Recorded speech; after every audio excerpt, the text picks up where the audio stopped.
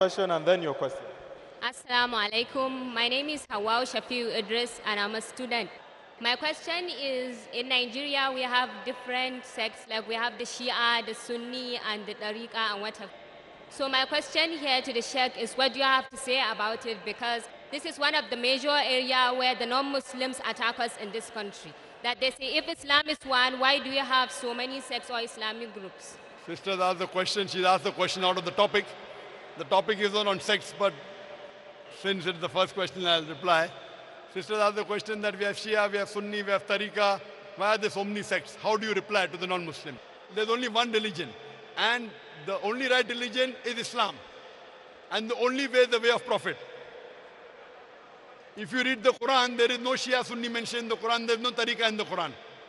Quran says, Qala innani minal muslimin, say that you're a Muslim.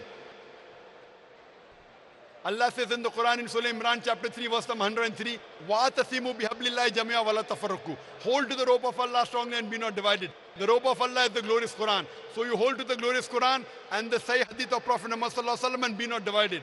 Allah clearly says in the Quran in Surah An'am chapter 6 verse number 159 that do not make sects in the religion of Islam. O Prophet, anyone who makes sects have nothing to do with him. So making sects in the religion of Islam is haram. It is prohibited. What was the beloved Prophet? Was he Shia? Was he Sunni? Was he Tariqa? He was a Muslim.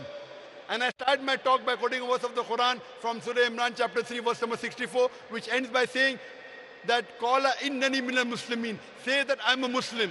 It doesn't say I'm a Shia or say I'm a Sunni. Say I'm a Muslim. What you have to follow is the Quran and the Sahih Hadith. Anything matches with the Quran and the authentic Hadith of Muhammad sallallahu alaihi wasallam, you follow it. Whatever goes against, you reject it. You have to call yourself Muslim, first a Muslim and last a Muslim. Hope that answers the question. Sister.